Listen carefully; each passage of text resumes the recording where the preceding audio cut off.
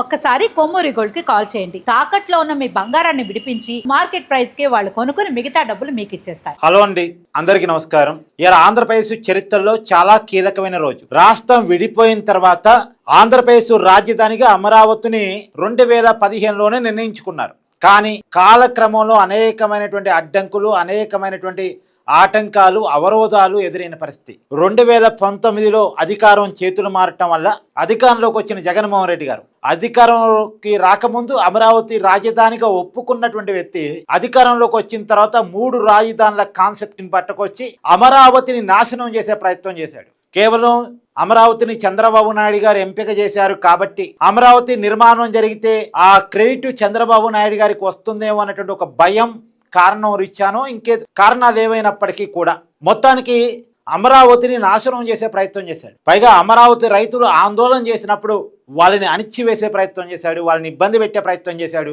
కనీసం వాళ్ళని మనుషుల్లాగా కూడా చూడని పరిస్థితి, వాళ్ళ మీద అనేక రకాల విమర్శలు, వాళ్ళ క్యారెక్టర్ అసాసినేషన్ చేసినటువంటి పరిస్థితి. సరే, మొత్తానికి 3 రాజధానుల కాన్సెప్ట్ని రాష్ట్రం తిరస్కరించింది.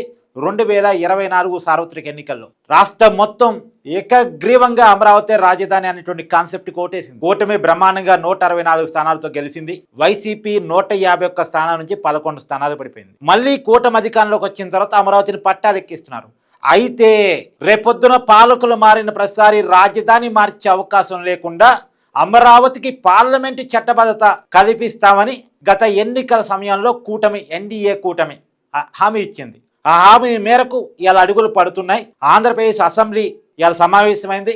అమరావతి ఆంధ్రప్రదేశ్ ఏకైక రాజధాని అని చెప్పేసి తీర్మానం చేయబోతా ఉంది. అమరావతి నేపథ్యాన్ని, అమరావతి గొప్పతనాన్ని, అమరావతి ఆంధ్రప్రదేశ్ రాజధానిగా ఉంచటానికి గల కారణాలని అన్నిటినీ కూడా చర్చిస్తూ అమరావతికి ఒక నిర్వచనాన్ని ఇస్తూ అమరావతి రాజధాని అని చెప్పేసి అసెంబ్లీ ఒక తీర్మానాన్ని పాస్ చేసి పార్లమెంట్కి పంపబోతా ఉంది. నిజానికి ఆంధ్రప్రదేశ్ అసెంబ్లీ ఎప్పుడో డిసైడ్ చేసింది 2015లోనే అమరావతి రాజధాని అని. కాకపోతే దేశంలో మొట్టమొదటిసారి ఒక రాష్ట్ర రాజధానిని పార్లమెంటు డిసైడ్ చేయబోతా ఉంది. ఒక రాష్ట్ర రాజధానికి పార్లమెంటు చట్టబద్ధత కల్పించబోతా ఉంది. రాజధాని అనేది పూర్తిగా స్టేట్ సబ్జెక్ట్, అది కేంద్రానికి సంబంధం లేదు. ఎవరికైనా ఒక అనుమానం ఉంటే ఉండొచ్చు, ఒకవేళ పార్లమెంటు చట్టబద్ధత కల్పించేదానికైతే పార్లమెంట్లో ఎట్టాగు 2014 రాష్ట్ర విభజన చట్టం ఉంది, దాంట్లో చట్ట సవరణ తీసుకొస్తామని చెప్తున్నారు. కాబట్టి అలా తీసుకొస్తే పోయేది కదా, మళ్ళీ ఈ అసెంబ్లీ తీర్మానం ఎందుకు అని ఎవరికైనా డౌట్ రావచ్చు. ఈ అసెంబ్లీ తీర్మానం ఎందుకు అంటే అసెంబ్లీతో సంబంధం లేకుండా డైరెక్ట్గా పార్లమెంట్లో 2014 రాష్ట్ర విభజన చట్టానికి సవరణ చేసి ఆ చట్టంలో ఆంధ్రప్రదేశ్ రాజధాని అమరావతిని చేరిస్తే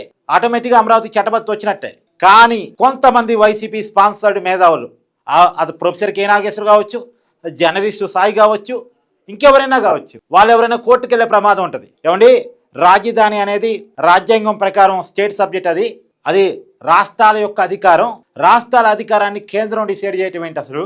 ఇది సమైక్య విధానానికి తూట్టుపడటం అని ఎవరో ఒకరు కోర్టుకు వెళ్ళొచ్చు. అందుకని కోర్టుకు వెళ్ళినప్పుడు ఖచ్చితంగా లీగల్గా ఇష్యూస్ లేకుండా ఉండాలని రాష్ట్ర అసెంబ్లీ తీర్మానం మేరకే మేము పార్లమెంట్లో చట్టబద్ధత కల్పించాము అని చెప్పటం కోసం, కేవలం టెక్నికల్ పాయింట్ కోసం ఇలా అసెంబ్లీ తీర్మానాన్ని ప్రవేశపెడుతున్నారు. ఈ అసెంబ్లీ తీర్మానం కేంద్రానికి వెళ్ళిద్ది. ఈ తీర్మానాన్ని కేంద్ర న్యాయశాఖ పరిశీలిస్తుంది. తర్వాత కేంద్ర కేబినెట్ ముందుకెళ్ళిద్ది. కేంద్ర కేబినెట్ దీన్ని ఆమోదిస్తుంది. తర్వాత పార్లమెంట్లో ఈ తీర్మానం ఆధారంగా ఆంధ్రప్రదేశ్ రీఆర్గనైజేషన్ యాక్ట్ అంటే రాష్ట్ర విభజన చట్టం 2014కి ఒక సవరణ బిల్లు ప్రవేశపెట్టబోతా ఉంటారు.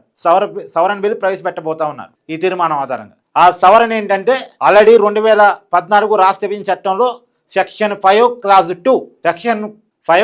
2 క్లాజ్ 1లోనేమో విడిపోతున్నటువంటి ఆంధ్రప్రదేశ్ తెలంగాణ రాష్ట్రాలకు 10 సంవత్సరాల పాటు కామన్ క్యాపిటల్గా హైదరాబాదును వాడుకునే సౌలభ్యాన్ని క్లాజ్ 1 ఇచ్చింది. క్లాజ్ 2 ఏంటంటే ఈ 10 సంవత్సరాల తర్వాత ఆంధ్రప్రదేశ్ రాజధానిని అక్కడ ప్రభుత్వమే డిసైడ్ చేసుకుంటుంది, అంటే ఆంధ్రప్రదేశ్ ప్రభుత్వమే డిసైడ్ చేసుకుంటుంది అని ఉంది. సో ఆంధ్రప్రదేశ్ ప్రభుత్వం డిసైడ్ చేసుకుంది కాబట్టి ఆ పదాన్ని తొలగించి ఆంధ్రప్రదేశ్ రాజధాని ఏంటో ఆంధ్రప్రదేశ్ ప్రభుత్వమే డిసైడ్ చేసుకుంటుంది అనే పదాన్ని తొలగించి ఆ పదం ప్లేస్లో ఈ పదాన్ని యాడ్ చేస్తారు. ఆంధ్రప్రదేశ్ రాజధాని అమరావతిని యాడ్ చేస్తారు.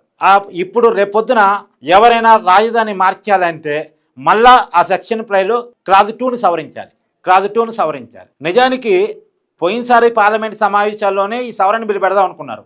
కాకపోతే ఖచ్చితంగా వైసీపీ వాళ్ళు అమరావతి మీద కోపంతో కోర్టులకు వెళ్తారు, ఈ బిల్లుని సవాలు చేస్తారు, టెక్నికల్గా న్యాయపరంగా ఇబ్బందులు లేకుండా ఉండాలనే కారణం చేత అన్ని రకాలుగా ఆలోచించి ఇప్పుడు ఈ ప్రాసెస్ ప్రకారం నడిపిస్తున్నారు.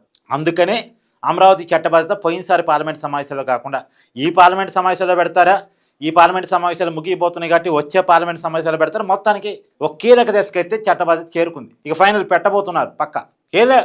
రేటు కావటం కూడా అంటే అమరావతి నిర్మాణానికి ఏమీ రేటు కాదు, అమరావతి ముందడికి ఏమి కాదు, కానీ టెక్నికల్గా అమరావతికి చట్టబద్ధత ఆ పార్లమెంట్ కల్పించడంలో కొంత ఆలస్యం జరిగేటువంటి అవకాశం. ఎందుకంటే కేవలం టెక్నికల్ ఇబ్బంది లేకుండా, లీగల్ ఇబ్బంది లేకుండా చట్టం చేయాలని దానికోసం మేబీ ఈ పార్లమెంట్ సమావేశంలోనే పెడతారని చంద్రబాబు నాయుడు గారు అంచనా. ఏప్రిల్ 2వ తారీఖు పెట్టొచ్చు అని, చివరి రోజు, పార్లమెంట్ చివరి రోజు పెట్టవచ్చు. చూద్దాం ఏం జరిగినా అంతా ఆంధ్రప్రదేశ్కి మంచే.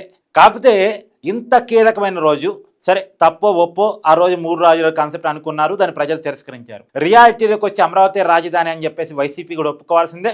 మన సజ్జల రామకృష్ణారెడ్డి గారు కూడా అన్నారు, అమరావతి రాజధాని మాకేమీ వ్యతిరేకం కాదు, మేము కూడా అగ్రీ అవుతున్నాం అని చెప్పారు. కాకపోతే అమరావతిలో అవినీతి ఉండకూడదని ఇంకా వాళ్ళు చెప్పేది వాళ్ళు చెప్పారు. అది ఇవాళ అసెంబ్లీ సమావేశాల్లో చెప్పుంటే బాగుండేది. ఇక వైసీపీ కూడా మనసు మార్చుకుంది అనేటువంటి ఒక ఒపీనియన్ ప్రజల్లో బిల్డ్ అయ్యేది. కానీ ఇవాళ అసెంబ్లీ సమావేశం చాలా కీలకమైన సమావేశం. దీన్ని వదిలేసుకొని జగన్మోహన్ రెడ్డి గారు బెంగళూరు పోవటం మాత్రం నిజంగా బాధాకరం, నిజంగా విచారకరం. బాధ్యత లేని ఒక రాజకీయ నాయకుడు ఆంధ్రప్రదేశ్లో ఉన్నాడు. బాధ్యత లేని ఒక రాజకీయ పార్టీ ఆంధ్రప్రదేశ్లో ఉంది. మీ అభిప్రాయాన్ని కూడా కామెంట్ చేయండి. Thank you.